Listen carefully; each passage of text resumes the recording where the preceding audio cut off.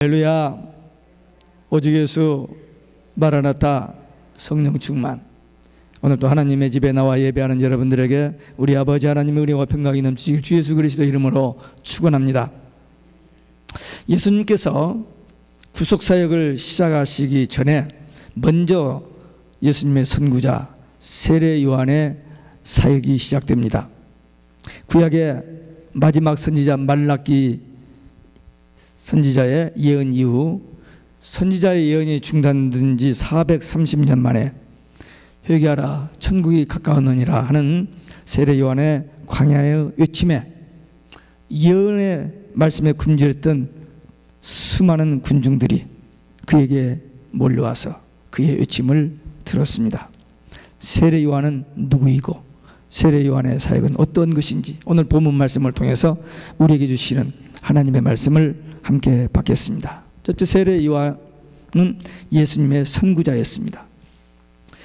1절에 보니까 그때의 세례 요한이 이르러 유대 광야에서 전파하여 가로되 회개하라 천국이 가까웠느니라 하였으니, 세례 요한이 인류의 구속을 위하여 오시는 메시아의 선구자로서 예수님을 맞이하기 위한 길을 예비하고 평탄케 하기 위해서 온 광야의 소리라고 이사야 예언을 인용해서 자기를 밝히고 자기 신분을 밝히고 있습니다.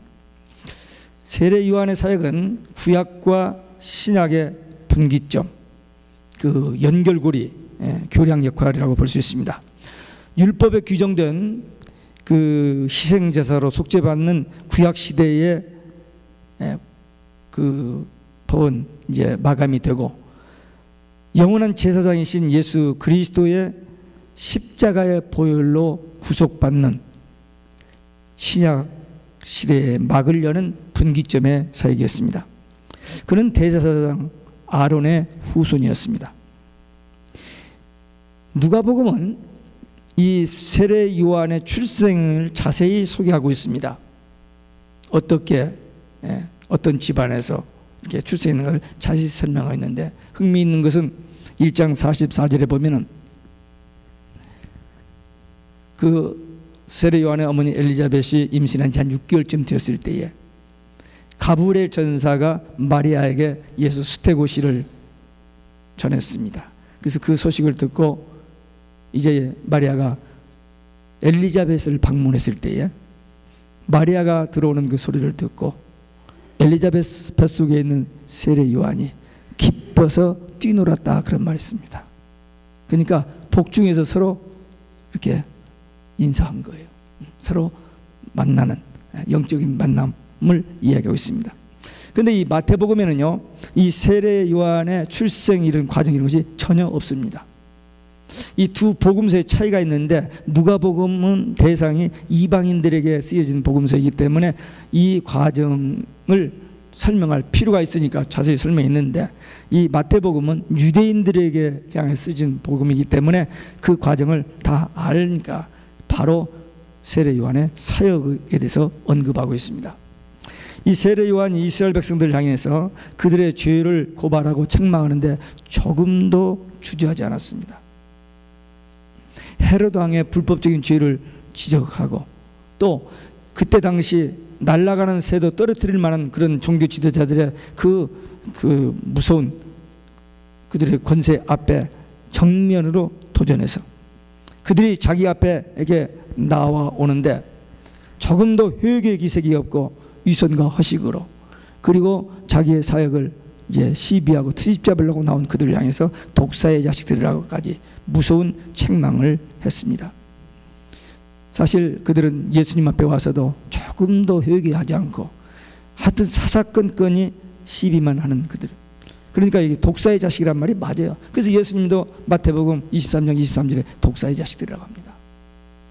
겉은 멀쩡한 종교인들인데 대단한 성경 다 아는 사람들입니다. 성경을 가르치는 사람들입니다. 근데 세례 요한이 예수님이 독사의 자식들이라고 했어요. 왜? 겉은 경건하지만 속은 악이 있고 거짓, 위선, 절대로 회개하지 않기 때문에 독사의 자식들이라고 했던 겁니다. 좀 지나친 표현 같습니다. 오늘날 현대 교회는 너무 지나치게 조심스럽다 보니까 말씀에 어긋난 행동을 해도 잘못을 지적하거나 솔직하게 타이르지 못하는 그런 실정입니다. 우선 목사의 권위가 실추됐고 또 교인들이 듣기를 싫어합니다. 거부 반응 때문에 안 하는 거예요. 그래서 결국 교회 안에는 알곡이 있고 가라지가 공존합니다. 예수님께서 분명히 말씀했습니다. 천국 복음의 씨를 뿌렸는데 밤에 마귀가 와서 가라지를 뿌렸다. 가라지를 뽑을까 했더니 놔두라. 추수 때까지 그냥 놔두라. 그래서 분명히 교회는 정말 주님 오시는 그때까지 교회 안에 알곡과 가라지가 있어요. 더 놀라운 것은 계시록 2장 3장에 보면은 7교회 중에 칭찬만 받는 좋은 2교회가 있습니다. 서머나 교회하고 그리고 빌라델피아 교회. 근데 놀랍게도 그 서머나 교회와 빌라델피아 교회 2장 9절 3장 9절에 사탄의 회가 있어요. 그러니까 교회는 이 마귀는 어디든지 있습니다. 하나님이 지신 완전한 에덴 동산에 와서 하나님의 형상으로 지음을 받은 그들을 넘어뜨린 그 마귀. 예루살렘 초대교회 그 성령 충만한 교회에도 사탄의 회가 있어. 그러니까 우리가 신앙생활 할 때 그냥 교회 다니면 되는 게 아니에요. 이 사람은 대단한 종교인들이에요. 근데 세례 요한은 저들을 독사의 자식들이라고 했어요. 그러니까 우리가 예배 드릴 때마다 기도할 때마다 지금 하나님의 임재 앞에 그 의식 속에서 지금 내가 교회에 왔다 그냥 가는 게 아니고 지금 하나님 앞에 와 있는 거예요. 지금 하나님은 영으로 이 안에 계시잖아요. 우리 안에도 계시고 in us, among us 우리 가운데 계시잖아요. 그러니까 이 실체, 이 영적 사실을 믿고 깨닫고 그렇게 신앙생활해야 돼요. 아, 오늘 주일날이네 교회 가야겠네.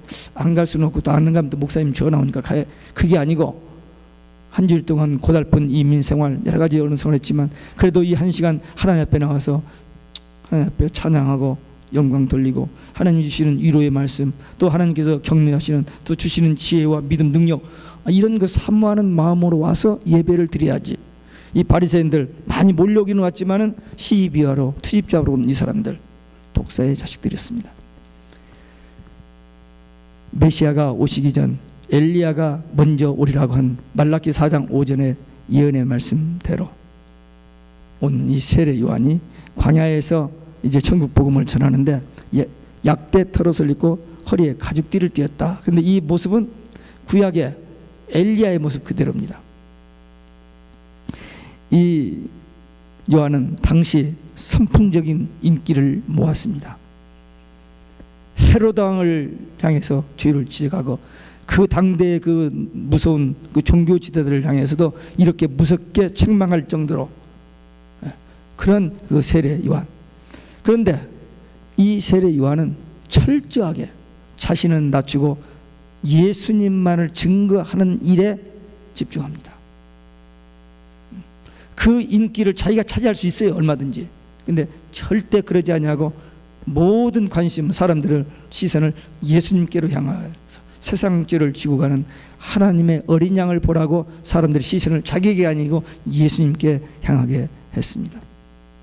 우리 설교자가 설교할 때 하나님 말씀 잘 준비해서 말씀 잘 전하고 교인들이 반응이 오고 그러면 신이 나요. 뭐 인간이니까 그렇죠. 자꾸 설교 잘못하다가 책망하는 것보다도 설교 잘한다면 기분이 좋아요. 근데 자칫하면 넘어집니다. 내가 하면서 목에 힘이 들어가고 그리고 하나님께 돌려려면 성령께서 감동하셔서 그 말씀을 전하게 하시고 성령께서 역사하신 그 를 잊어버리고 내가 했다고 하면서 교만해지면서부터 마귀의 밥이 되어버리는 거예요. 한두 사람이 아닙니다. 그런 사람이. 성경에 그런 사람들이 얼마나 많은데요.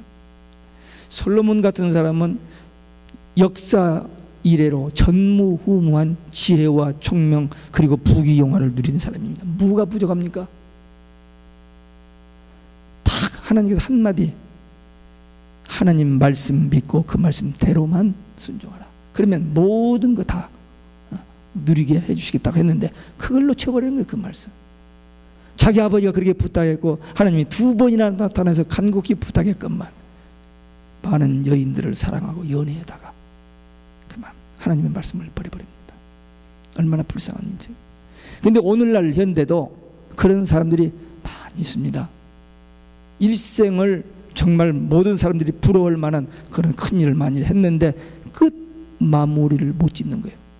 교만해져가지고 욕심을 버리지 못하고, 그래서 그냥 실패해버리고 많은 사람들이 요즘 많이 나옵니다.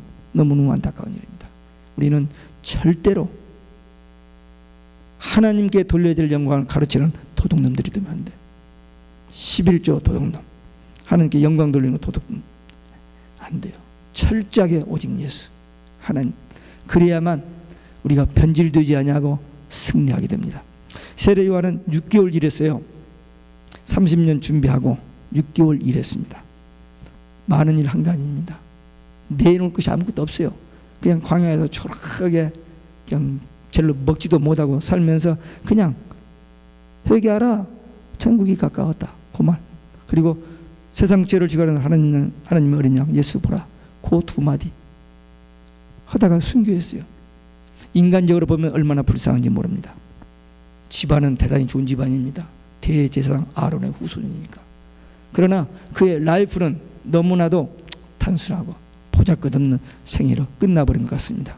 그러나 많은 일 하지 못했고 작은 일 조금 했습니다마는 예수님께서 여자가 낳은 자 중에서 가장 큰 자라 라고 주님의 칭찬을 받았어요. 우리는 하나님께 인정받아야지 사람에게 칭찬 받으려고 애를 쓰면 안 됩니다.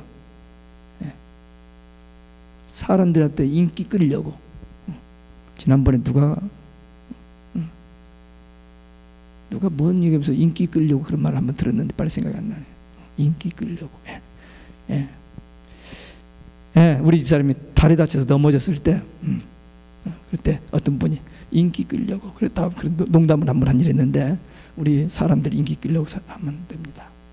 그냥 알아주든 말든 그냥 하나님이 구원해 주신 은총 감사하고 하나님이 나 같은 것을 사랑하신다는 그 믿음 때문에 헌신하고 봉사하는. 지금 세례 요한은 사람들이 그렇게 막 몰려와도 거기에 관심이 있는 게 아닙니다. 예수님을 증거하는. 예수님 보세요. 오병이의 기적이 일어났을 때 사람들이 몰려와서 왕으로 삼으려 했습니다. 근데 사람들과 기도해 버리잖아요. 제자들 보내놓고. 근데 우리는 어떻게 해요? 기분 좋아서 박수 받고 신날라. 거기에 넘어지는 거예요. 조심해야 됩니다.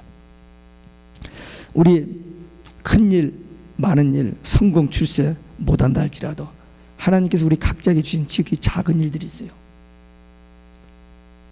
저 사람 하는 거 똑같이 하는 게 아니고, 저 사람은 그거 하고 저 사람 못하는 내가 할 수 있는 지극히 작은 일이 있습니다. 하나님께서 그거 충성스럽게, 하나님이 주신 사명인지라고 충성스럽게 감당하면 작은 일에 충성했다고 칭찬받고 위로받고 상급받게 됩니다.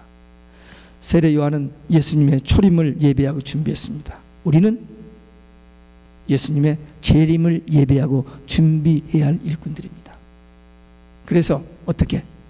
곧 다시 오실 주님, 지금 세례 요한은 곧 나타나 등장할 초림 예수님에 대한 준비, 우리는 곧 재림하실 예수님에 대한 준비, 그 사역을 감당하기 위해서 깨어 근신하여 기도하고, 주님께서 일하는 문을 열어주시고 환경을 열어주시고 어떤 때를 주시면 담대하게 이렇게 비굴하지 않게 타협하지 않고 담대하게 복음 전하다가 순교해야 됩니다. 세례 요한 순교했죠. 순교하고 싶어 순교한 게 아니라 순교 당했잖아요. 근데 마지막 추수의 종들도 순교합니다. 계시록 11장에 보면 순교하지 않는 사람들은 가짜 종입니다. 참종은 순교합니다. 계시록의 비밀이 그거예요. 참종, 참교회. 참종들은 순교하게 돼 있어요. 그러니까 우리가 복음 전하다가 순교할 수 있는 때에 우리가 들어 하고 싶다고 하는 게 아니에요. 나 순교해야지, 그게 되는 게 아닙니다. 하나님께서 보시고 순교의 열매를 위해서 순교하게 하는 자들이 있습니다. 우리 세례 요한의 모습을 보고 우리도 다시 오실 주님을 맞이할, 준비할 그런 일꾼들로 사명을 결단하는 복된 시간 되시기를 주 예수 그리스도의 이름으로 축원합니다. 두 번째, 회개를 외쳤습니다. 나는 너희로 회개케 하기 위하여 물로 세례를 주거니와.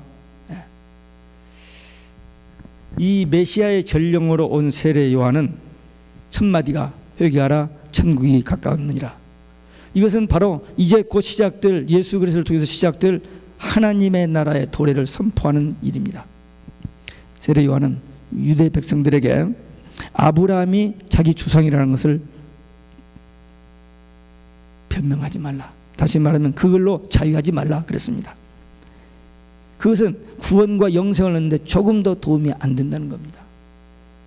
그런데 골동 유대인들은 아브라함이 자기 조상이라는 것, 그것을 자기와 자기 후손들도 유대인인 등급만 가지고 하나님의 복을 넉넉히 받고 남을 수 있다라고 생각하고 있었어요. 그래서 이들은 회개를 하지 않는 겁니다.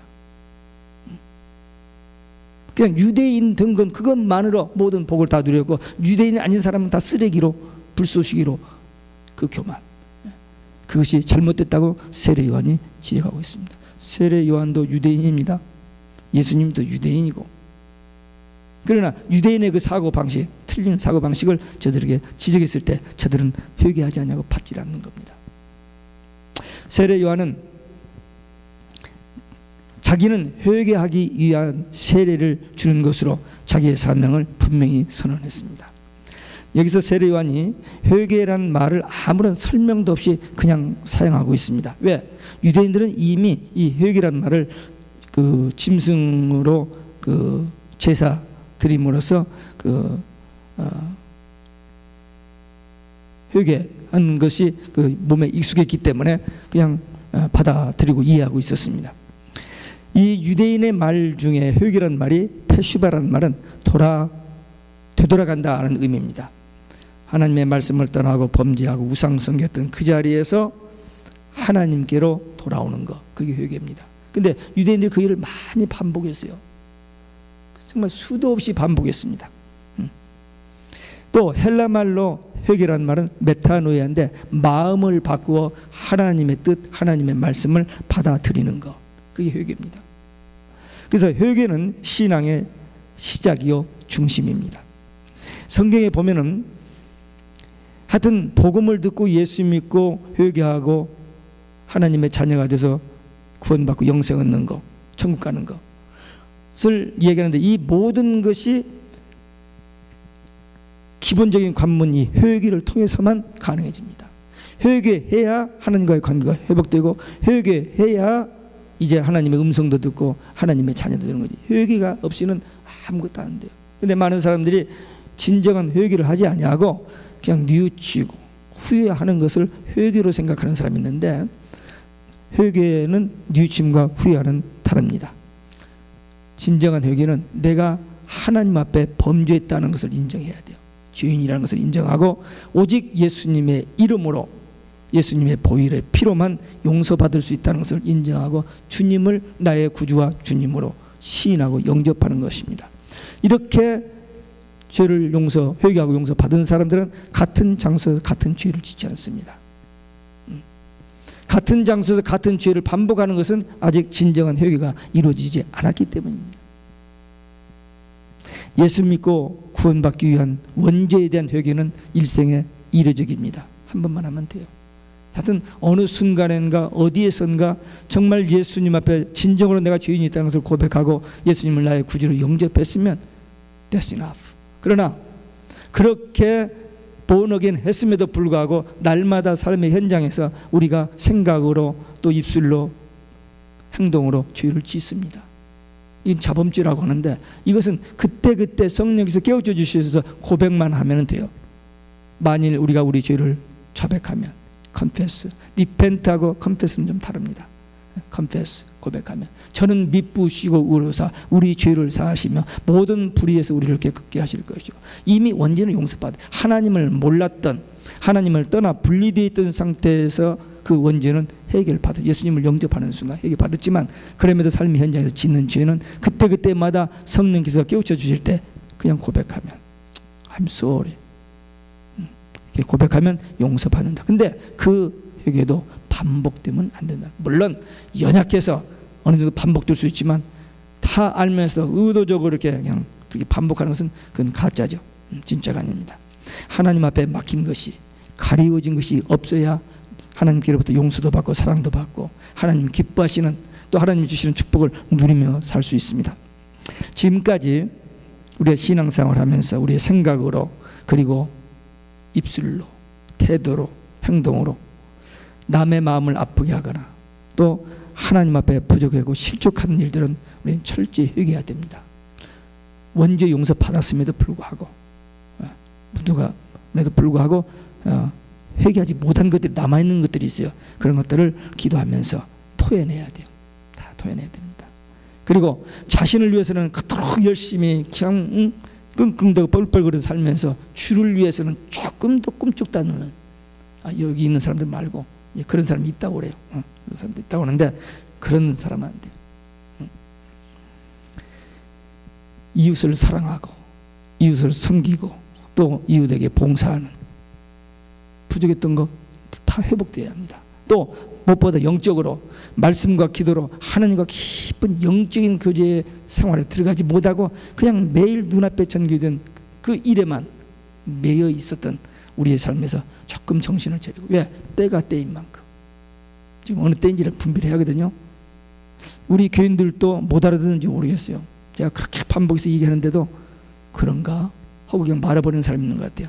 그러나 분명히 이 시대는 엄청나게 급진전하고 있습니다. 어떤 절정 종말을 향해서. 그렇기 때문에 우리 정신 바짝 차려야 돼요. 금방 와요. 금방. 그렇기 때문에 깨어서 기도해야 됩니다. 그래서 우리 준비해야 돼요. 주님이 오늘이라도 오시면 아멘 주 예수여 오시옵소서 해야지 왜 이러면은 그게 안 통하거든요. 그러니까 우리는 하루하루를 종말론적으로 살아야 됩니다. 주님 언제 오실지 모르니까. 그리고 내가 언제 주님 앞에 설지 모르기 때문에 우리는 깨어서 기도하고 준비해야 돼요. 이렇게 철저히 회개하면 우리 마음속에 영적인 은혜가 회복되어지고 기쁨이 회복되고 감사와 찬송이 회복되어서 주님이 우리 안에 사시는 천국되어 사는 생활이 확실해집니다. 그러면 최고로 행복자입니다. 신명기 33장 29절 이스라엘아 너는 정말 행복자다. 왜? 하나님이 여호와 하나님이 너희들처럼 구원하신 백성이 어디 있느냐 이거죠. 그러니까 우리가 하나님 만난 거 예수 만난 거 우리는 최고로 행복자들입니다. 그래서 이 믿음 가지고 오늘 현실에서 좀 힘들고 고달프고 병이 있고 참 안 되는 일이 많아도 그건 지나가는 일이에요. 지나가는 일. 영원한 것을 우리는 붙잡았으니까 그것에 대해서 위로받고 또 소망 가운데 살아야 합니다. 2000년 전에 세례 요한이 외친 이 회개의 외침이 오늘 우리의 심령에 새롭게 부딪히는 도전이 되시기를 바랍니다. 회개 많이 들었어요.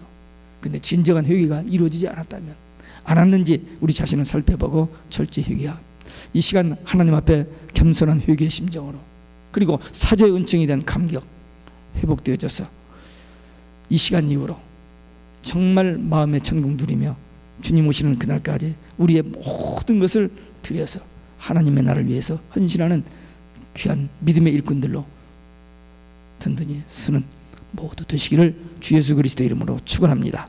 세 번째, 예수 그리스도를 증거했습니다.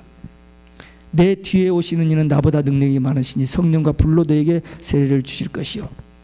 당시 모든 사람들에게 정말 큰 명성을 떨치고 대단한 영향력을 발휘하는 이 세례 요한이었습니다만 그는 오실 자 예수 그리스도를 백성들에게 증거하는 것, 백성들에게 나타내는 것, 그것을 사명으로 분명히 밝히고 있습니다. 자기는 그의 신을 들기도 부족하다는 거예요. 종이라는 거예요. 종.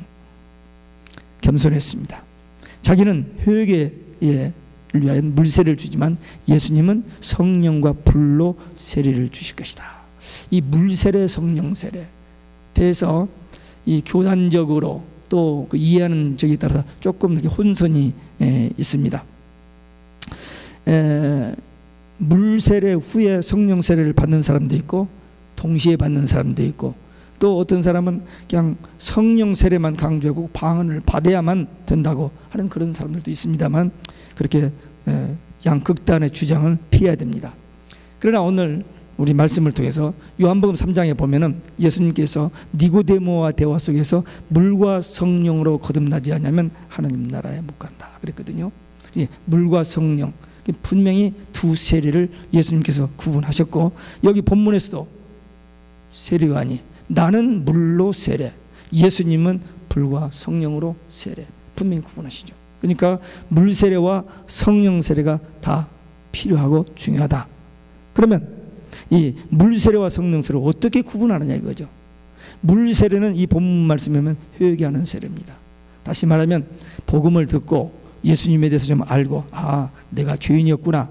그러니 이제 내가 죄를 회개하고 예수님을 나의 구주로, 나의 주님으로 영접해야지 하고 이렇게 약속하고 세례를 받는 거예요. 그 회개 세례입니다. 그러면 성령 세례는 뭐냐? 성령 세례는 세례를, 물 세례를 받아도 확신이 없이 그냥 훈련만 받고 지식적으로만 알고 받을 수가 있어요. 근데 이 성령 세례는 속으로 믿어지는 거예요. 예수님이 나 위에 십자가에 지신 거, 그리고 예수님을 내가 믿음으로 고백함으로 그분이 나의 구주가 되시고 주님이 되시고 그분이 성령으로 내 안에 계신 것이 믿어지고 체험되지고 누려지는 거, 그게 성령 세례 받은 거예요. 그게 둘 다 필요한 겁니다.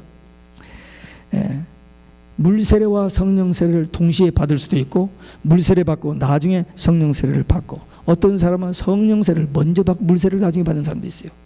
성경에 그런 인물 있잖아요. 바울이 다메섹을 향하여 가다가 부활하신 주님을 맞고 성령 받았습니다. 그리고 아나니아 제자에게 물 세례를 받아요. 사도행전 10장에 보면 고넬료 가정에 베드로가 가서 말씀을 전했을 때 성령이 그 집안에 있는 모든 사람들에게 임했어요. 그래서 물로 세례를 받았고, 사도행전 16장에 보면 바울이 빌립보 감옥에서 그 간수 집에 가서 복음 전하고 물로 세례를 주는 그런 장면. 그러니까 성령 세례를 먼저 받고 물 세례를 나중에 받는 사람들도 있습니다. 그러니까 물 세례나 성령 세례나 세례는 일회적입니다. 한 번만 받으면 돼요. 그러나 성령 충만은 계속 반복돼요. 그러니까 성령 세례와 성령 충만을 사람들이 혼동을 합니다.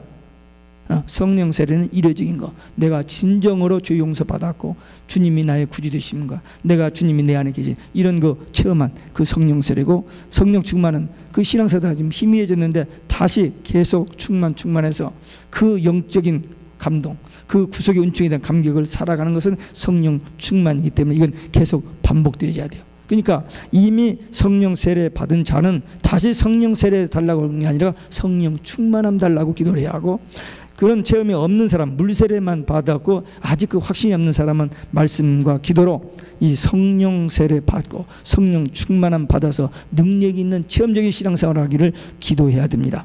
이 성령 충만하면 충만이라는 건 넘친다는 말이에요. 넘치면 열매가 맺어집니다. 외적인 열매, 내적인 열매. 내적인 열매는 갈라디아서 5장 22절 23절 사랑과 희락과 화평과 인내와 자비와 양성과 충성과 온유와 절제 9가지 열매가 맺어지고, 외적인 열매는 전도의 열매입니다.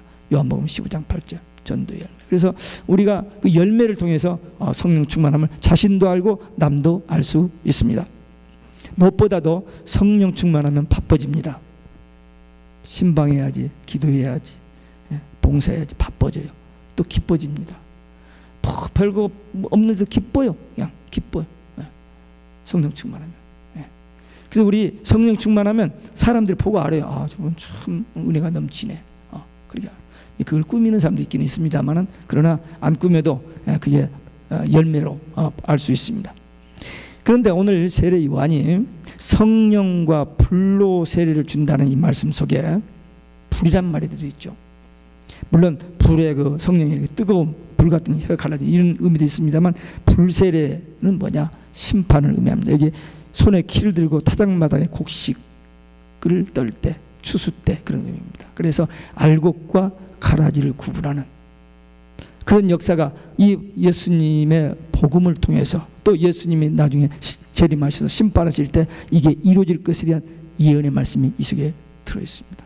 예수님이 오신 것은 죄인들이 회개하고 용서받으면 구원받고 천국 가게 하는 그 복음입니다. 근데 예수님을 믿으면 이 복음이, 그 복이 그들에게 임하지만 예수님을 믿지 아니하면은 심판과 멸망 지옥입니다. 우리 성경 전체를 한 절로 요약한 다음에 요한복음 3장 16절이라고 합니다. 근데 그 복음 바로 17절 건너 18절에 가면 예수를 믿지 아니하면 심판받는다고 그랬어요. 그러니까 복음의 양면성입니다. 계시록의 양면성이 그겁니다. 계시록 하면 사람들이 거부 반응, 싫어하고 무서워하는데 왜? 세 가지 재앙 때문에. 그러나 계시록은 복음 중에 복음, 영원한 복음입니다. 왜? 신랑 되신 예수님이 신부된 교회를 데리러 오신다. 성경의 결론이 그거잖아요. 그렇기 때문에 계시록에 대해서 거부 반응, 이것은 준비 안 된 사람들이고 정말 천국 소망 가지고 정말 예수님이 다시 오신다는 믿어지는 사람들에게는 최고의 복음입니다. 그래서 영원한 복음이라고 했잖아요. 복음의 양면성입니다. 분명히 우리 사람들은 예수님을 받아들이든지 거절하든지 둘 중에 하나입니다. 다른 선택의 여지가 없습니다. 믿으면 구원받고 믿지 않으면 심판받습니다. 둘 중 하나 선택하여서 알곡이 되고 쭉정이가 갈라집니다. 예수님께서 6개월 후에 복음 사역 시작하면서 똑같이 천국 복음을 전하셨습니다. 제자들을 파송 보내면서도 천국 복음을 전하셨고, 지금 우리 마지막 때도 우리가 복음 전하는 게 무슨 복음이요? 천국 복음입니다. 땅의 복음이 아니에요. 땅에서 잘 먹고 잘 살고 건강하고 잘 되는 성공, 그게 복음이 아닙니다. 기독교의 복음은 천국 복음이에요. 이 땅에서 비록 이래도 믿음으로 구원받고 천국 가는 게 천국 복음입니다. 이 복음을 전해야 됩니다. 이 복음이 내 마음속에 확실하다면 감격과 기쁨을 누리게 될 것이고, 그리고 모든 기회, 모든 조건, 모든 여건 속에서 이 복음 전하는 증인되는 삶을 사는 것이 우리에게 가장 위대한 삶이고 가장 축복된 삶이고 가장 성공적인 삶이 될 줄로 믿습니다. 주님 다시 오시는 날까지 이 천국 복음의 증인되는 우리 모두 되시기를 주 예수 그리스도 이름으로 축원합니다. 기도하시겠습니다.